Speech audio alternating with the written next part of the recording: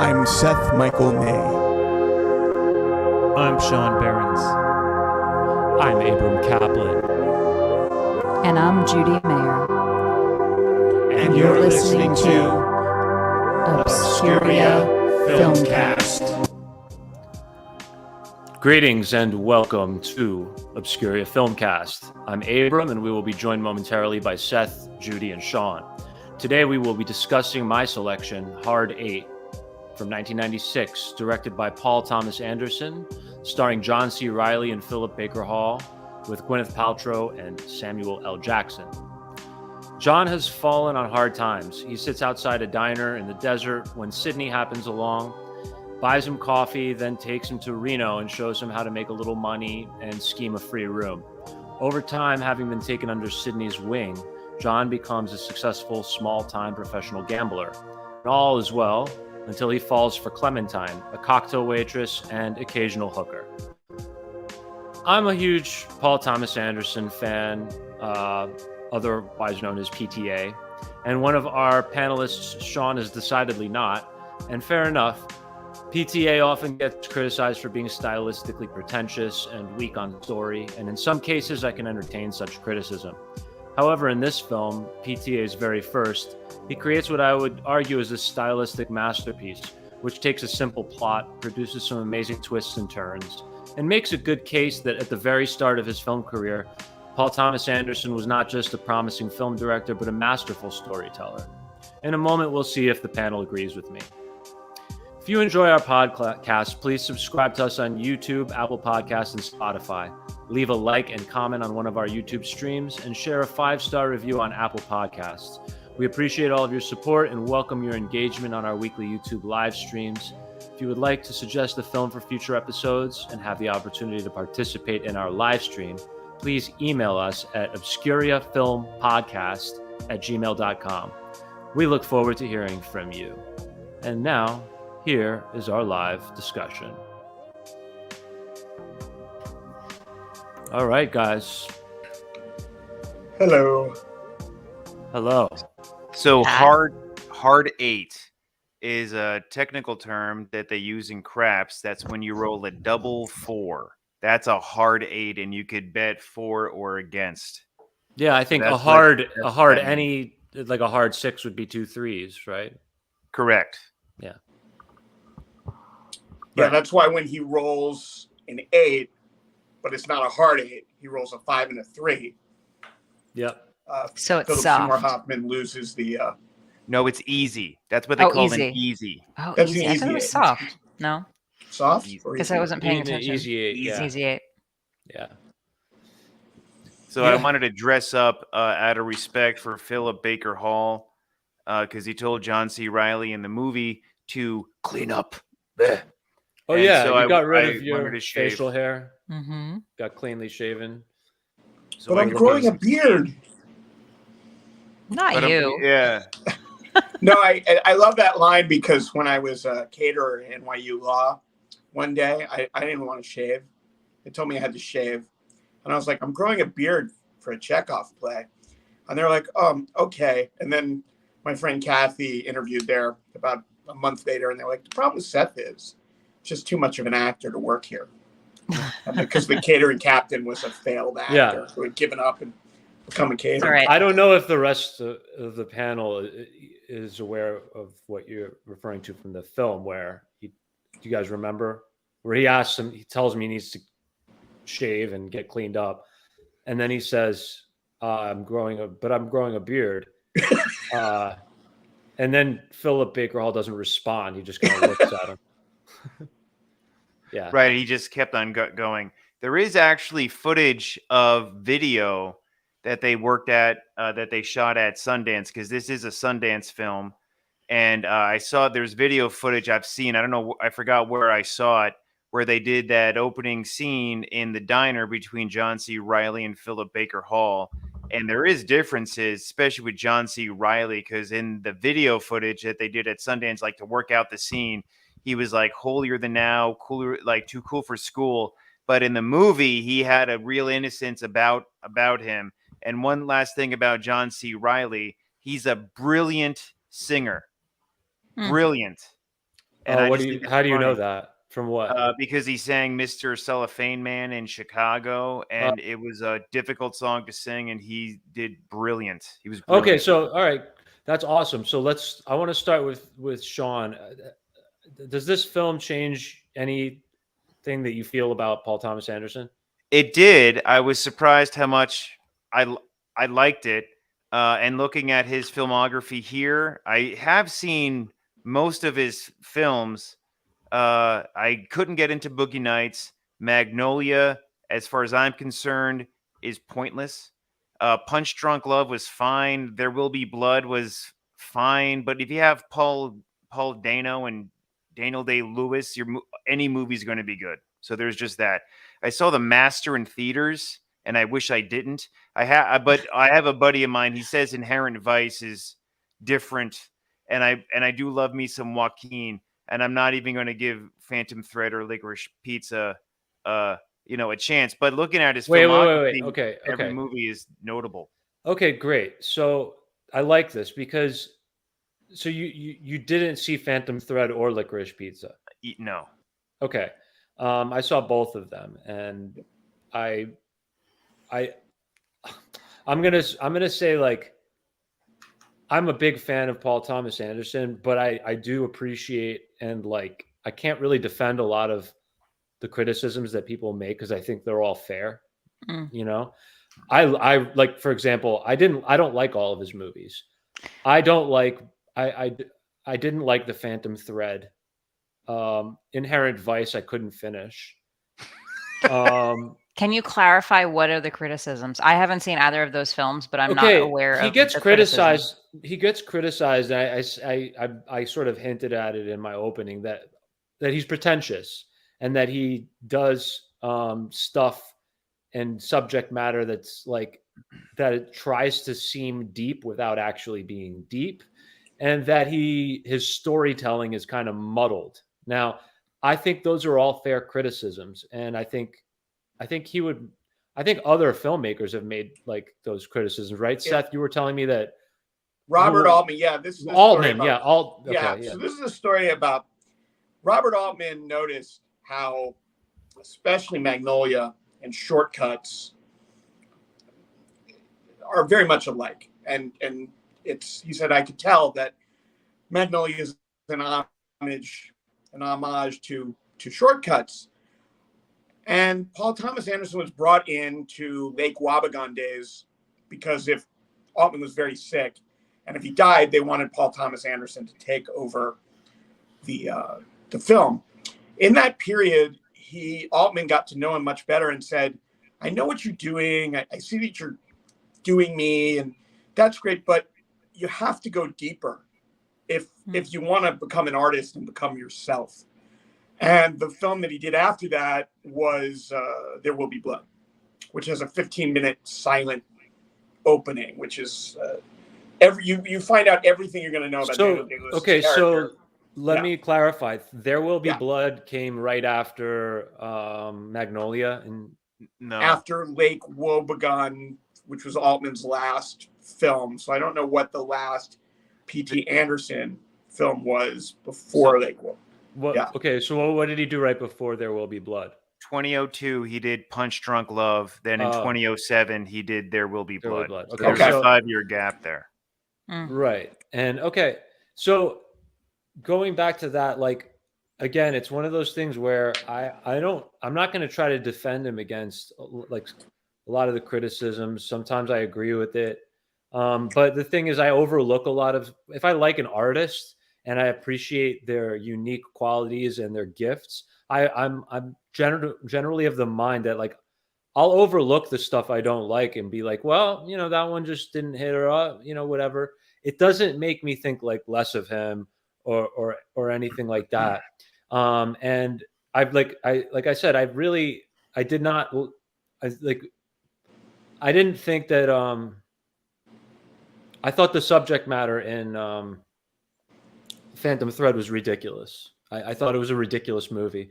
I still enjoyed it because I enjoy anything with Daniel Day-Lewis, and I love his film, his style. Stylistically, I like it, even if it's a little bit like, if people think it's pretentious, whatever. I just really like him. It's like when you like somebody almost like a person, you like them with their flaws and everything, right? Right. Like And, I and like so, Snoop Dogg, but go ahead. okay, yeah, fair enough. Snoop Dogg. But I'm not going to listen to his music. Oh, I see what you're saying. Okay. Well, that's a different kind of point, but I get it. Sorry. Okay. No. I think that's fair. But I don't mean I like him as a person. I don't know him as a person. I'm saying I like him as an artist, and I will continue to consume his art, even though I don't always like everything he does. Now, that being said, like kind of the reason I wanted to revisit this is that I felt like the storytelling, I'm a story guy. And if the story doesn't hit, I'm gonna be not fully satisfied, even if everything else about the film is great. I can forgive almost anything if the story's great, but it's hard for me to forgive a weak story. So then when Licorice Pizza came out and I saw that, I actually was very excited because I thought that was a great film. And that made me want to go back and do this one, which I'm going to say, I think you could make an argument that I'm going to make the argument that this might be his best film. Hard Eight, the first movie he ever made, that he never quite made a better film than that. Now, I think There Will Be Blood is like a masterpiece, and I think a lot of his films are great, but this is as good, in my opinion, as any of his other movies. And I think it's a shame that most people don't even know about this film. But that's it for me. This is certainly his most accessible film. Yeah. It's the most mainstream of his films, I'd say. It was yeah. What do you mean by mainstream? I mean that if you can pitch this to someone and go, it's a gambling film, and I don't think that it's I don't think you have to sell this film very hard to a mainstream audience to get them to watch it, which you might have to do with like Boogie Nights. You definitely would have to do with Phantom Thread. I think it has to do with like the world. It's like, let's go into this world. I'm sure he read some books on gambling and stuff just to get that first scam that they did in the beginning. Well, but he's a very research heavy director. So is it? Yeah, I could tell. But also, if it wasn't for Pulp Fiction, this movie would not have gotten made. Because I saw Pulp Fiction all over this, and not just for Samuel L. Jackson. The clothes, the smoking. What about Swingers? Swinger, I swear. And when is Casino? I Before think this. That was 92. Before this. Yeah, early 90s. Casino was 95. 95? Yeah. But yeah, I guess, but that's just, you can't say that, oh, it's this only wouldn't have because been of made this. if it wasn't. It's You can't say that. No, but I think so Sean. few- I think what Sean's say, I think if anything, maybe I'm putting words in Sean's mouth, but another way of saying it would be this film, even though it's obscure and it's independent, it's very much of its time. Like you can see that like a lot of there's similarities stylistically between this and the movies that you guys were referencing, and I think Swingers too, and like it's got some of that. It's just got that mid 90s like vibe to it. It does. The music was amazing. I really did like the music, and the story was fine because it was very simple. Even in the end, when Sam Jack, because I knew like the midpoint when he had the hostage situation, that's the midpoint. So before then, it was like we meet John C. Reilly, we get the scam, and then we have a time jump of 2 years after 20 minutes. And that's a fat 20 minutes, meaning the camera lingers. There's some tracking shots. It's not a lot of scenes. I think in those 20 minutes, there was 3 scenes. And then there's a time jump, so everything's established. Then we meet, Jimmy. Then we meet Gwyneth Paltrow, who, let me just say, I didn't think she was that good of an actor. She's really good. I was kind of surprised. I was like, look at her go. I mean, she won Best Actress 2 years later for Shakespeare in Love, but she was really good in this. Anyway, so we have these long meetings of these characters, and then that simple, the Philip Baker Hall of let me take you in and take care of you vibe, which you don't know why that is until the beginning of the third act. And then you realize that Philip Baker Hall is an old hood who shot John C. Reilly's father in the face. Samuel L. Jackson knows that, and that kind of propels the third act there. But I just thought that was very simple, and I think that was cool because then you had the actors who it was a very excellent cast just do their thing. And there was one tracking shot going all the way through the casino which I thought was done very, very well. I don't think it was masterful, but it was, they did have a lot of extras, and it just did a simple thing. So you saw this whole world, and that was part of the mystique of this film. Yeah. I didn't really care for it. Okay. At all? I don't know. I was bored by Can I it. guess? It was too slow. It was very slow. Not enough It's very blood. real. Yeah. Not enough tension. No, there was like some tension. The music was good. It definitely, I agree, it had the Pulp Fiction feel to it, especially Samuel Jackson's character. The actors were all great. I mean, I can't say anything bad about the acting. I kind of felt like the scene with Philip Seymour Hoffman, it almost felt like there was like another scene added in to like highlight him, but I wasn't sure how does that moment relate That's to a good the point too. Yeah. rest of the film. It just goes 'Cause to he- the title. I was like, 'cause he oh, was this just- is why it's called that, right? Yeah, because he was. But Just it in was that like a one great scene. He's a great actor, but I was sort of, I don't know if it related to the rest of the Wait, story. but It just wasn't sort that of a seemed like flash? this. Wasn't that a flashback to the time that?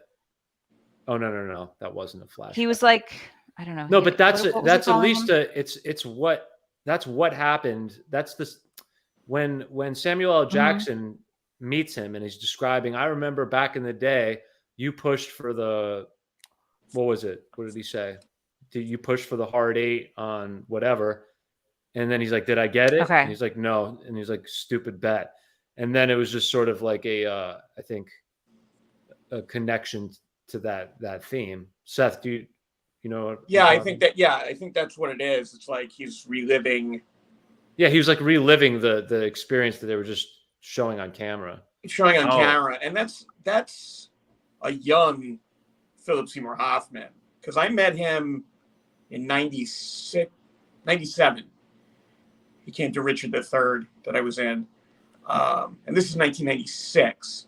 So this is right after what? This is right after. Not after anything. He did Sin of a Woman in '92, and then And he when didn't did do much. when did he make his big break in the Tornado movie? That was '96. Twister. That was 96. Okay, so this Dude. because when I met him, he was like doing this play called Shopping and Fucking downtown, and we were all, we really admired him, and then he said, "Yeah, I got to do another film because I'm going broke doing this play. I'm not gonna be able to live soon." So Yeah. this He is was really right big in the theater community, from what I Huh? recall. In New York. He was Laughing. very big in the theater community of New York. Yeah, he was discovered by Austin Pendleton. I gave him his first job. He was an artistic director at Labyrinth, capital LAB. Yeah, And yeah. I saw Jack Goes Boating. He was in Jack Goes Boating. I saw him in that. And I just thought it was weird. I'm like, that's a play? How did that play get made? Honestly, but Well, he gave passes to a lot of plays that wouldn't have been made anywhere else. yeah, was because that play ahead was of written by one of his Labyrinth. actor friends. Yeah. So Jack, back I up. don't know. I just felt like that scene was, I wasn't really sure where they were going with it. I guess at that point, I understand that it was a flashback, but I'm not sure.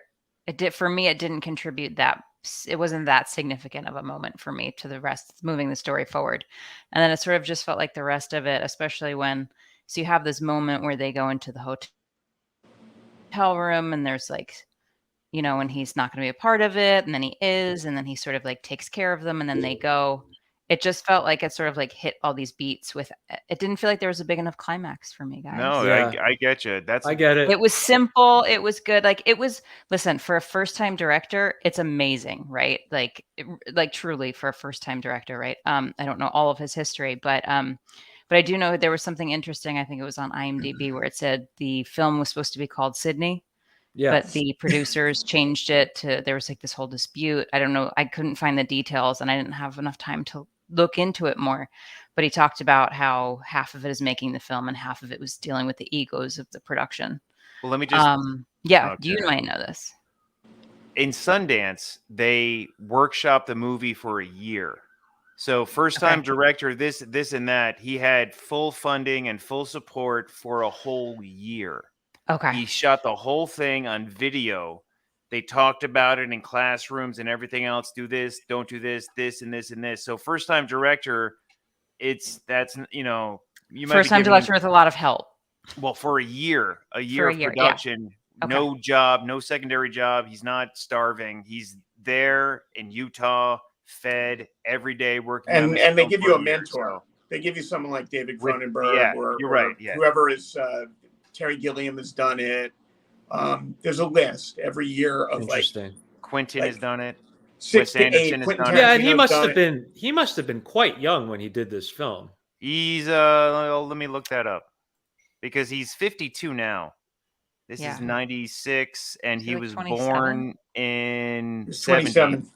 So he was 30. No, he was 26 when he made this movie. Okay.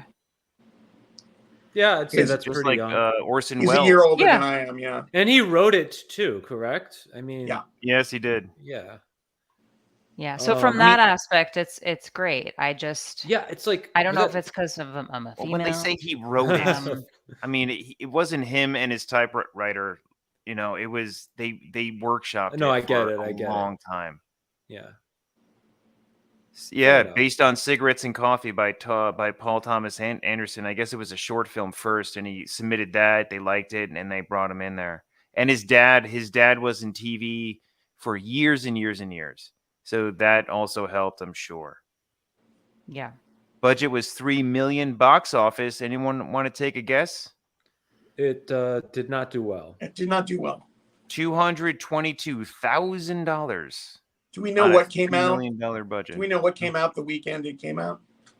What? Was it? Wait, let me guess. I don't know. I don't know. I'm Independence Day. Was it? Oh Christ, I don't know. Let me. That would look explain a up. lot. Let me look that. It doesn't have the release date. Oh wait, I no, think release date January espe- 20th. For this, for a general audience, I could absolutely see this film flopping. No. Oh yeah. Yeah, Well, there's just absolutely. no way. It's mainly a character movie. If I had to, I know you Yeah. love the story, but I felt like it was a It's- little boring for me. You know what it It is? made sense, but it was a little boring, and a Yeah. general audience is Yeah, not gonna go for I it. could see that. I think I'm Yeah. I think the fact that it was a simple story that worked well, and that everything else about it intersected so nicely. The way that it was shot, that's like, to me, there's a lot of, you guys keep bringing up Tarantino and Pulp Fiction, but like this was to me more reminiscent of a Scorsese type, Absolutely. like With the Goodfellas shots where the camera's panning quickly Yeah. to, like, you know. Okay. How long was this movie? An hour and a half, right? That an hour 40. About an hour and Hour 36 40 minutes. maybe, yeah. Okay. So the I movies that feel okay. If It I could had have been to a like 70-minute produce movie. this, I would love to see his world. I would love to see almost like 2 to 3 filmmakers create sort of like a world based on this casino shot in about 45 minutes. I would love to see the story in 45 minutes.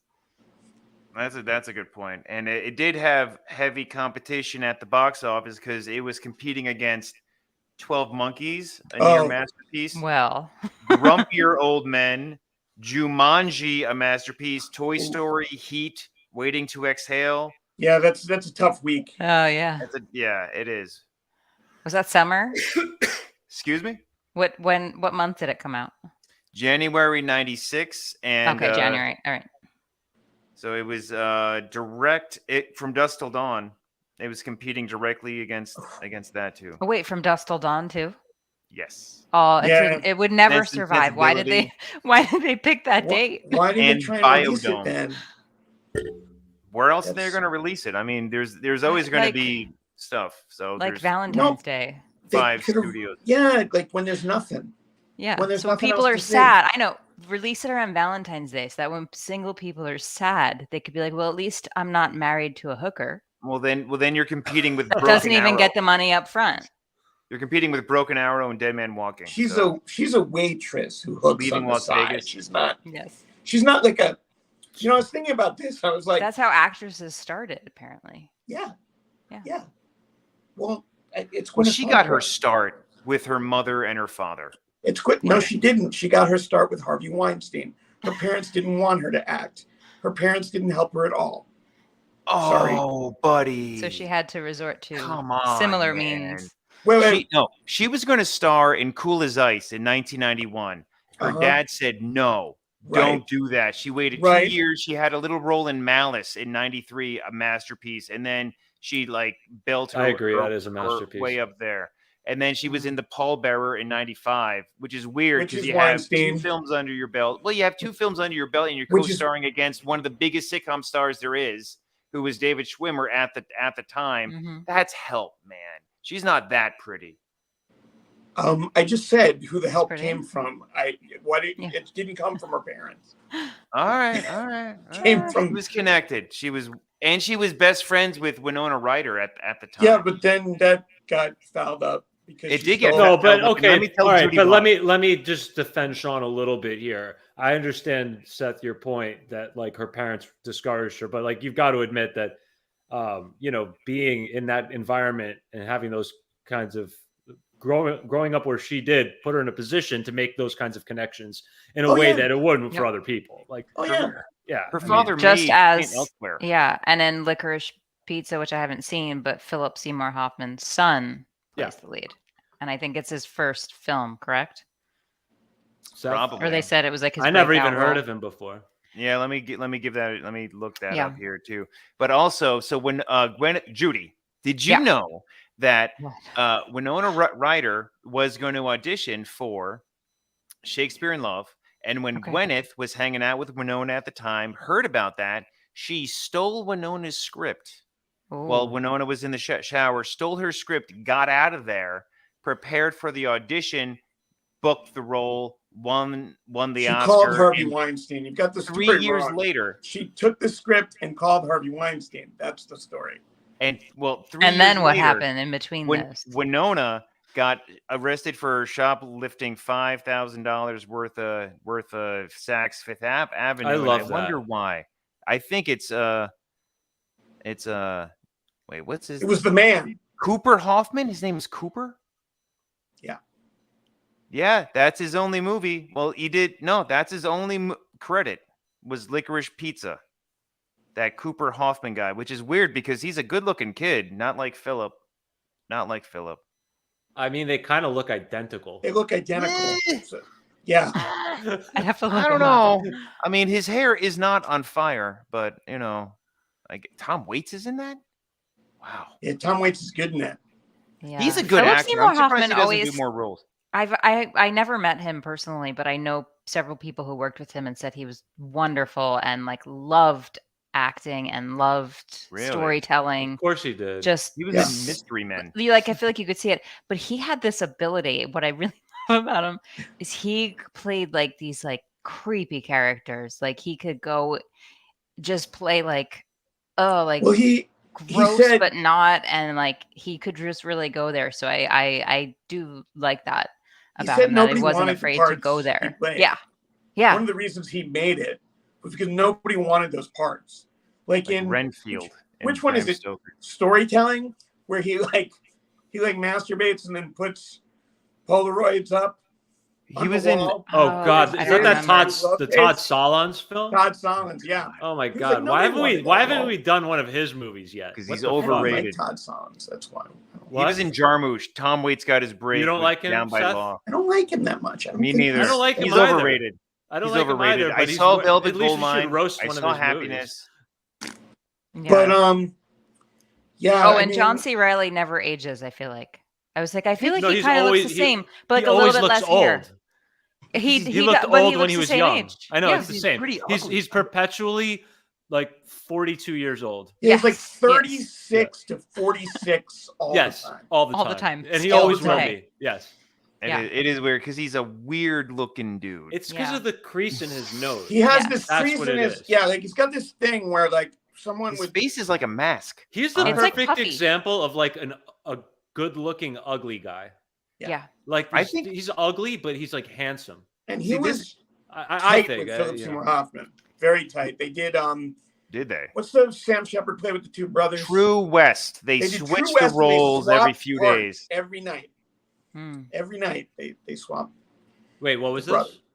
They did a Sam Shepard play and they played brothers. And if you saw it one night, Wait, then went who back who the was the next two night. actors? Philip Seymour Hoffman and John C. Reilly.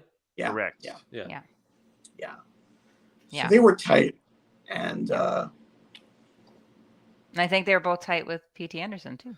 Well, I yeah. mean, I mean, that's No, what's so interesting. That's why I think another reason I really love Paul Thomas Anderson is that he's an ensemble guy. Like he makes films the way that like a musician would make a film. And I don't know if he has a musical background or not. First of all, this movie had an incredible soundtrack and it was done so well. Like you had this like really cool, almost over the top orchestral score in the beginning. And then it leads you into this vibey, sexy jazz type of score. It was and cool. and then you have what appears to be a live band in the casino performing the soundtrack, which is awesome. Which is cool, yeah. Which is a completely unnecessary touch. It's those kinds of little details that make me love this movie so much. But also the fact that he's an ensemble guy. I love the loyalty and like just the whole idea of a filmmaker who gets to know his actors and uses them like instruments, and that they all collaborate together. And his filmmaking style has a real collaborative feel to it. And, that's like, for me, all the greats kind of have that, like, Tarantino, Scorsese, David Mamet, they all have their sort of Clint, what did you say? Clint Eastwood. Doesn't he work with a lot of the same Christopher actors? Nolan. John Cassavetes, Woody Allen. Yeah, Cassavetes, Woody Allen, exactly. Those kinds of guys. And so he's Ingmar in that. Bergman. Ingmar Bergman, exactly. Ingmar. And I do like that. I like that. And it shows a guy who is trying to be, it's like, he's clearly one of the most ambitious filmmakers of this generation of filmmakers. He's up there in terms of ambition. Whatever you think about him, he's clearly going for it. And I think in that kind, if you're like that, and you need the kind of wisdom to understand how to be efficient. And I think that's one of the reasons that he's able to crank out the kinds of movies that he makes, because he's got dedicated. He's, from the actors to the crew and to whoever else he deals with, like he knows how to put a team together. Clearly, he's clearly a very good collaborative person, and I admire that. I think that's kind of cool. Let me just say one thing about Paul Thomas Anderson. So in my off time, I've listened to a lot of celebrity interviews, a lot of them, and I directly remember Julianne Moore and a couple other actors, and they say that PTA, he would write a role and then he would give the script to the actor saying, I wrote this role for you, and he would give it there. And if actors, about their egos, and if you give them a compliment, they'll believe you immediately. So, you're saying it's a lie. Is that what you're saying? Yeah, well, I'm saying he's shining them on. I'm saying that you could just say You're that saying to he's anybody. a good director. Yeah, for actors. Okay. All right. Are you saying that it's bullshit? bullshit that he wasn't? You're saying, how do you know that he wasn't thinking of those actors? This is exactly that's how a lot of artists work. Right, the great composers, they compose great pieces of music for great And instrumentalists. by the way, that doesn't always work, because Wes Anderson said, I'm going to write something to Gene Hackman, and Gene Hackman said, I prefer you don't. I don't like to work on things when a writer has written them specifically for me. I don't want to do that. So you don't know that that's a turn Hackman on. is And the different. actor's ego. The actor's It worked. You should have seen Julianne Moore's face. I'll put the interview in the description. You look at Julianne Moore's face when she says it, and judge for yourself, audience. I swear to God. And I'm saying he's saying that to everybody. To everybody. Oh, they're not available. Oh, Daniel. So you think I wrote this script is like for a Marilyn you. Monroe thing where she says whatever man she just met is the sexiest man she ever met? Is that what you're saying? Yes. And you know this. I said it. How do you know? Tape. That's my story. Okay. I'm sticking to it. Now let me kick it very off to interesting. Judy. Judy, has that line ever worked on you? I don't think anybody's written something for me. We got to write something for Judy. If they did, you're going to call your babysitter, get the kids, and you're going to go right there. Look at your face. Yes. Look at your face. Wait, you're talking about me getting away from my children for an extended period of time. Also, I wrote this role for you, Judy. Honestly, She's still smiling. Okay, hold on. No. Sean is now It would gonna depend take on the all part. his old scripts and try and fix them to Yeah. Judy, but they're not written for Judy. That's what It would really depend saying. it would depend on the script, because I do remember the day I got the call from an agent or manager that I had for an audition on Boardwalk Empire, and my heart was like, oh, they want to see me for a part. I can't wait. And I got the script and I read the script and my heart sank, because I read the scene and I was like, there's no way I'm doing this. And so I turned down the audition.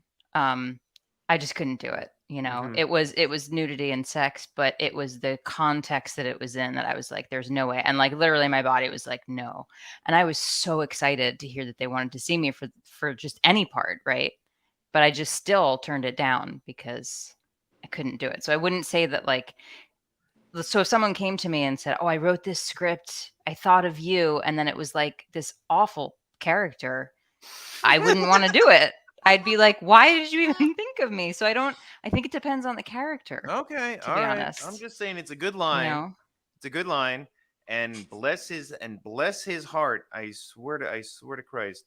I just think that was a little strange, and it's true. I really don't like his cinematography so much, and I just don't like even Punch Drunk Love. He wrote that for Adam Sandler, so he says. But if he couldn't get Adam Sandler, he would have written it for David Spade. That's he would have said to David Spade, "I wrote this for you." Of course, if you can't get someone, what are you going to do? I'm not going to. Well, you're gonna lie twice. The only person I've ever heard say that is Guillermo del Toro, where he said, "If I can't get Ron Perlman, I will not make Hellboy." That's the only person I've ever heard who didn't want to make a movie so bad that would be But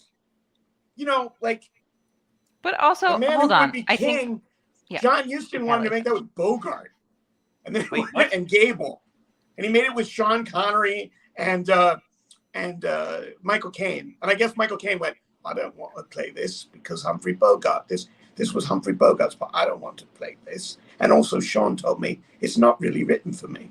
So not many people know that. He was drinking. But if I were an actor and I was the second choice or third or fourth and everybody else passed it up, if I was a real artist, I would say to myself, I'm going to fucking prove that I can do this better than all those other people. And I'm going to make this director grateful that all those other guys passed. That's what a real artist would do. Am I wrong? I think, again, it goes back to, the role. For me, at least, it all comes down to the role. If it's a good role, or if it doesn't make my body cringe, reading it. I'm saying Michael Corleone, okay? Pacino couldn't do it, so he had to get somebody else. It's a good role. Would that person be like, "Oh, I'm not going to do it because you weren't my first choice and you really wanted Pacino"? No, I'd be like, "Fuck Pacino. I'm going to do a better job than he ever could." Yeah, I mean, sometimes it just comes down to schedules. An actor wanted to do it, but they just can't schedule it.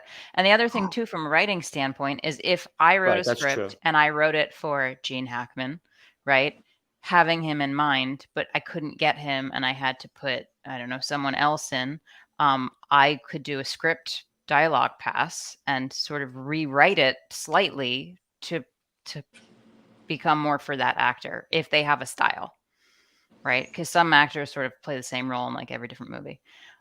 So you could just do a script pass, and edit and say, I, originally wrote this character, but now that I thought of you, I got these great ideas and I added a few scenes and twisted things based on you. Yeah.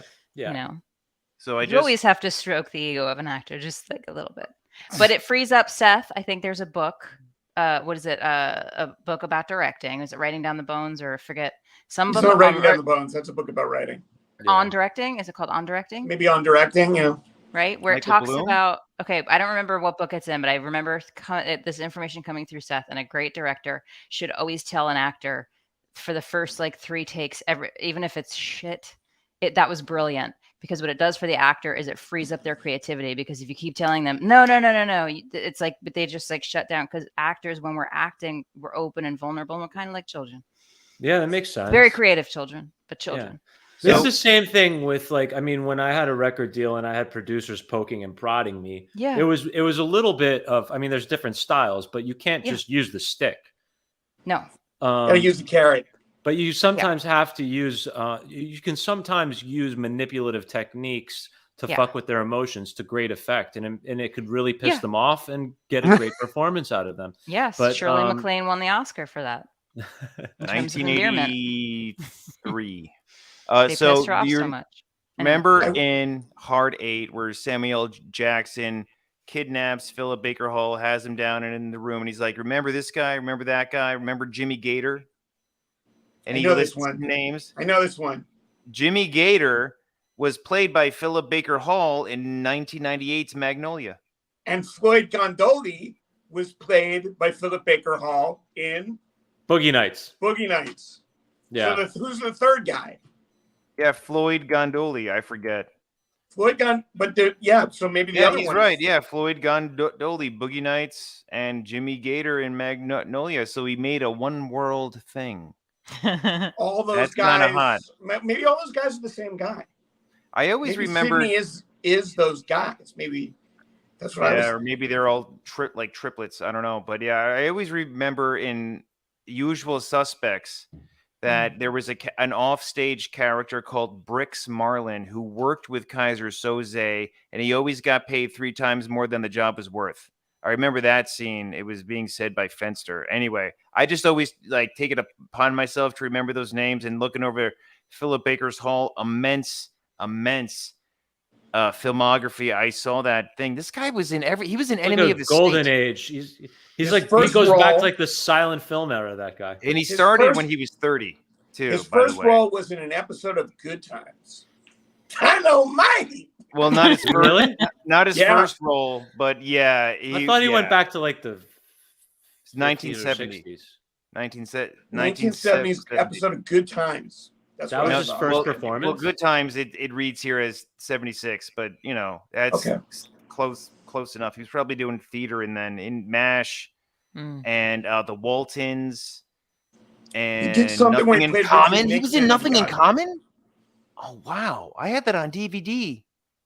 He was in Benson? I gotta see that, man. I've been trying to get Sarah into Benson. We played a couple episodes. It's still hysterical. I'm doing that. Oh my god, I'm writing that down. So good. Benson? It's like a masterclass watching him. Even in Seinfeld, he deserved the Emmy for those 3 scenes in Seinfeld. Honestly, I'm not. Wait, kidding. remind me what I remember. It was hilarious, but what was it? Like the library cop. The library one, right? Lieutenant Joe Bookman. You don't have coffee, you get some instant, you put it on the shelf, and you forget about it. Sorry, I don't have coffee. Yeah, Ben, I'm writing this down. 19. Okay, how with that? I'm writing that down. I'm watching that after this. Help that. Yeah, he's probably exactly the same. Amazing in this. He is really good. Yeah, he never does too much. Because you're right, but he's because he does minimal here. You imbue a whole world, especially with Samuel Jackson filling in the things, and also the character has immense knowledge over all this gaming stuff. So you assume he knows all this stuff, but because he has a closed casket, I guess, on his face, you imbue. No, that's not fair, man. Closed casket, my ass. What he does is he uses really minimal movements to create the most dramatic effects. There's a lot going on in his face. It's not a frozen face. He's not doing. Okay, maybe it's almost like like the way Bogart. All it would take was just a little. There's a lot of stuff going on internally, and when we emote in real life, we do things in very small ways with our eyes, with very, very subtle things that are a response to something going on internally, not an acting out of something going on even internally. The breath. And the breath, exactly. That's true. The body movements. He's not. I was going to say he's not Ashton Kutcher in What Happens in Vegas. Yeah. Oh no! In stores now, which he could learn. Which maybe he could have learned how to act a little bit more if he had stuck around long enough to see. Is this the time we've returned to Vegas? Have we not done a movie in Vegas? I love that movie so much. It's a fun movie. We covered it though. We covered it. Yeah. Covered it. It's obscure for a reason.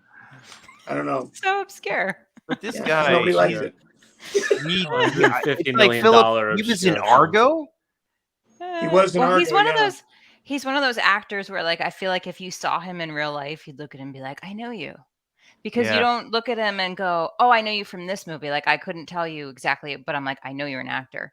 So I feel like it's one of those people you'd meet and go, "Do I know you from somewhere?" And you might think they're from like church or like it's like the- somewhere, but It's like the I kind know of guy you. you just like meet in public. You'd be like, "Are you my grandpa?" I He's know a you little from guy somewhere." too.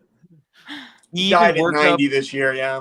He Oh, he wow. worked up Yeah, he to just died. he died at Rest the in age of peace. 90, and his last thing, he was 88, and he worked on a TV series called Messiah, where I Mm. think he was the Oh, that was- Messiah No. named Zelman Katz. Oh wait, no, that's something else. I was thinking of something else. Yeah, I've Messiah? never heard of Messiah. Yeah, Messiah. I've never heard of it. Sounds good. 88, you said? He 88 was his age when he did it. Oh, Yes, oh, sorry. not 1988, but Yeah. yeah, Michelle Monaghan, John Ortiz. Ooh, but yeah, it's his last show was when a CIA officer investigates a man who and his followers who attracted international attention through acts of Oh, I public saw the disruption. pilot or the He was first in that. 2 episodes. Wait, is but I that don't the remember him in one? it. Is that the one where the guy is crossing through Jordan into Israel? I think Is so, it- but I thought there was a female lead. No, Michelle that was Monaghan. a different. Yeah, Michelle. Okay. That was. Or am I thinking of something different? No, I'm she's talking hot. to Seth. Maybe You're talking about. maybe the Israeli thing was remade into this. Maybe, yeah. Yeah. Because they like to repackage stuff and stuff. But yeah, so Philip Baker Hall, bless his heart. I think he's from Ohio. Anyway, but yeah, he died at the ripe old age of 90. And you know what I liked about Heart 8? Oh wait, no. He- Yeah, no. Okay, hang on. Sorry, Messiah. Yeah, that is the same show where he's crossing from Jordan. But Philip Baker Hall is not playing the Messiah. That's Mehdi No. Derby, the Belgian Arab guy, is playing Yeah. the Messiah. I saw the Okay. first season. It was actually quite good. Mm. Yeah. It doesn't look like they're making another one. Yeah, I think I only saw That's 2 episodes of it. Yeah, that was good. I like that. Yeah. It was weird. It was very weird. Yeah. Was it? Yeah. Cool. It's Mhm. weird, yeah. I guess we weird. could talk It about had the great God. Randy in it, as it made a cameo. The magician, the great Randy, Oh, the Amazing Randy? the amazing Randy. Yeah, The Amazing Randy. He's he gone made it. He too. made it. Yeah, I know. He died shortly thereafter. Yeah, another probably around the same age. Mm. Yeah, All right. So should we do some final thoughts? yeah. I think we're ready All right. for that. I have no additional final thoughts. I don't think it was a terrible movie. I just don't have Abrams' enthusiasm for it. I It was a little understand. slow for me, but if you're an actor and you want to watch some acting, or if you're a pretentious film snob, you should definitely check out the film. But if you're just a generic movie lover, you might pass this one, in my opinion. Couldn't we say that about pretty much every film we do, though? Oh, a Not lot of what them, happened in especially Vegas. mine. No, I mean that's the theme of our show are movies that the average person probably. No, I think everybody should watch We Are What We Are. Yeah. Yeah. Yeah. With that. Yeah. Especially while they have a big meal of like Yes, I was deli, gonna say, invite some deli or friends over for dinner stew, and be like, we're corned gonna beef watch this sandwich from movie. Cats, Make some pineapple stew. and ham pizza. Make If you stew. do that, Yeah. Yes. prosciutto. And then say like, oh, I invited this person, but I don't know, they're not responding. Like make up a story with it just to creep people out. And then serve them I'll- stew. yeah. I'll go. This movie is uninspired, and it's a good date movie because you could get handsy in the very, very long scenes, and you could talk throughout the movie and not miss any of the story. Okay. Good point. I don't agree with that. I think if you talk during the first part, with the rate card, you won't understand what's going on. Yeah, I know, but That's- after that, you're already playing handsy, so. Right. Okay. This is a really well acted movie. I would add, all of P.T. Anderson's movies are well acted. Yes. Like, there's no bad actors in any of his movies. Difficult actors, like Burt Reynolds, who I met. He slapped one of the students in my acting class while giving him a critique. Who? Wait, who? Burt Reynolds? Burt Reynolds, yeah. Wow. Yeah, came in. And what else? I really like this movie. I think it's sharp. I think the writing is good. I think it's a credit to Sundance's workshop. So we don't have movies that just get picked to be independent films like Clerks, where the person is not mentored by other filmmakers. They just like it's a joke. Hey, don't pick on Red Bank's filmmakers. I'm sorry. I love Red Bank filmmakers. There's just one. Listen, of you. this is local for me, okay? Yeah. I'm sorry. You're representing Clerks 3 shot at our pizza place. Okay. I thought you represented Long because Island. Judy. Everyone who I'm who's in Jersey now. Clerks showed up at the audition, and I didn't get on a bus because I have a South Jersey, North Jersey, New York thing. So I'm just bitter about that. We're kind of like Central Jersey here, though. I'm North Jersey. You're Central Jersey. Yeah, we're Central, like top of South. Central Jersey. She's we South. have She's South Central Jersey. Yes. No, people don't understand. There's more than one. There's more than one New people Jersey. In the Jersey, is Central Jersey. No, yeah, there's more than one New Jersey. People don't realize that. There's more than one. Wait. North Jersey, more than which one is Jersey? New York suburbs. South Jersey, which is Philly suburbs. And Central Jersey, which is nothing. And also, there's the mountains here. of New Jersey as well. Yeah, beaches. The mountains. Yeah. And the mountains, yeah. That's But where I'm this from. is a good movie, and if you're an actor, you should definitely watch it because it's a masterclass. And that's Yeah, I think it's I think basically I agree with everybody. Now, I mean, I can appreciate everyone's perspective on this film. I was actually surprised that Sean and Judy weren't more enthusiastic, but I understand now. I could see how this movie would like kind of bore a lot of people. It is kind of slow, but if you it's kind of bro-y too.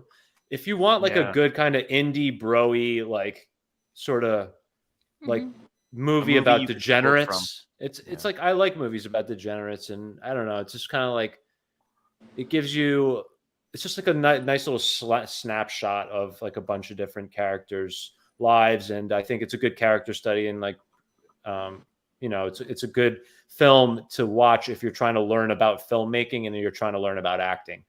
There's a lot, like especially coming from the fact that it's a very big filmmaker's first film and nobody's ever heard of it. I think that's reason enough to check it out. But yeah. So who's up next? Yeah. I am Sean. What do we got? Yes. What do you got for us? Second Sight from 1989. Abram, if you want to look up the trailer, just type in Second Sight 1989 trailer. All right. So talk to us. Tell us about it while I'm doing that. So what makes this movie obscure is that it's a comedy about a detective agency that employs a psychic to solve crimes. Bess Armstrong is in it, whom I've always have liked. She played, her biggest role, I guess, was in Jaws 3 or the mom in My So-Called Life. And she was also the judge in Bosch, one of the judges in Bosch. But I think she's a wonderful actor. John Larroquette is in it, and he's has 5 Emmys for Best Supporting Actor for his years on Night Court. He's hysterical. Bronson Pinchot is also hysterical. He stars in one of my favorite sitcoms, Perfect Strangers, and the other guy, he was in Not Necessarily the News. I'm sure Seth Michael remembers that if you had HBO. No? I didn't have HBO. Okay. I forget that guy's name, but his biggest role was. No, you didn't have. His biggest role was in Fatal Attraction. He was Michael Douglas's friend, and then he starred in this. The movie's utterly hysterical. I think I've seen it, but of like course, a long time ago. It's very well known, and I forgot to upload the video for viewing pleasure, but that's going to be. I think I got it. What sitcom was the guy from? With the two Perfect Strangers. Perfect Strangers, yes. Okay. The Second Sight detective agency Casting is on the job, and this case is all but solved. Get in the car, boys. John Larroquette, an old-fashioned investigator. We're detectives. We'll detect. Bronson Pinchot, a new-age psychic. Your, blood pressure is way up. And your sperm count is way down. The Second Sight Detective Agency has everything it needs to... I have you guys muted for this. He is a power psychic. A what? He reads minds. He's clairvoyant, The thief is in this room. telepathic, She's not pregnant. and psychokinetic. Your back hurts, so his back hurts. Yeah, we'll tell the amazing Randy he's got the wrong side. He'd make the perfect detective if only he could see where he was going. Straight ahead, babe. I can't go straight ahead, babe. There's a building right there. John Larroquette, Well, as you can see, we're very weird. Bronson Pinchot, I want to be nice. Second Sight. I see a comedy in your future.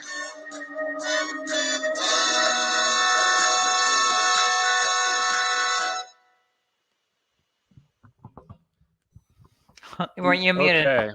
Yeah. What were you gonna say? But it's okay because I know you like this. I know you like this movie.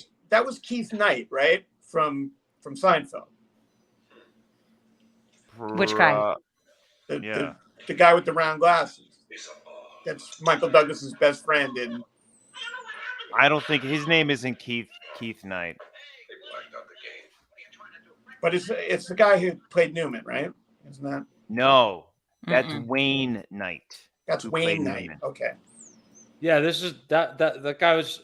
Yeah, he was like the foreign guy from Perfect Strangers. Mm-hmm. No, I meant the other guy, the guy with the round glasses. Let me see. John Larroquette. Okay, his name is Stuart Pankin. Stuart Pankin. Stuart Pankin. I don't know Stuart Pankin, but he So could play. the guy- he could play Wayne the guy Knight's who- brother if there's a casting director out there. The Wayne guy Knight's who brother. co-wrote this won Best Original Screenplay for 1989 Dead Poets Society. Oh wow! So Wow. so there's that, and Joel Zwick directed it, and I guess he did a lot of TV, which makes sense. He did episodes Mr. of. Zwick. Yeah, I get him confused with Edward Zwick. They might be related, but yeah, the guy who directed this did a lot of TV. But that's for next week, and you're going to get ready to be happy. Even though I know you three don't enjoy happiness, it's That's going not to be true. forced upon you. No. I love horror and comedy. You're gonna love this. And sometimes, and Sean's really good at picking comedies that are a complete horror. So True. And this film, I think, looks like it's in that category. yes, it is clearly And in I- that and I love category. psychic And stuff, and so I think I'm Sean is starting to. I figured it out. Ever since the whole debacle with the Vegas movie, he decided the only way that he can do really, really bad, cheesy comedies that did terribly commercially and critically is if they're from the 80s. So I think that's going to be the new theme with Sean. He's going to do cheesy comedies from the 80s from now on that nobody's ever can remember anymore. Dream a little dream. Oh, that's right. I wanted to do a And, 1989 retrospective. Dream a little dream. Second Sight. Yeah, Star it's Trek fine, 5, man. Final I need to. Frontier. What was the one? The Void was really good, but that Void, was a yeah. comedy. Yeah, that was that that was great. 2006? That one, that pick, that one. We went on a whole H.P. Lovecraft trip Yeah, that's after true. that. You know, That's true. Because Yeah, I know what I'm talking about. Sean, can we get Look at get Seth's back on? face. Can we get back to the weird? Yeah, sure. My next, yes, Bring some yes. cool weird shit for us. I promise. Okay. I just all right. really wanted I'm to do No, no, no. 1989. I That's wanted fine. to show everybody I'm the wonders that you're that going year to had. pull on my nostalgia strings because I graduated high school in 11 years 1989. old. So But you've never seen it before. It's not nostalgia is referring No, to the when past. you I've go probably back seen to it. I've the only- probably seen it before. I'm defending you now, Sean. I'm saying you're the nostalgia is the value that you're bringing to the table with this film. That, on that Yes, note, sorry. let's I say thought- goodbye to the audience and Goodbye, everybody. audience. Bye. Like and Bye. subscribe. Smash the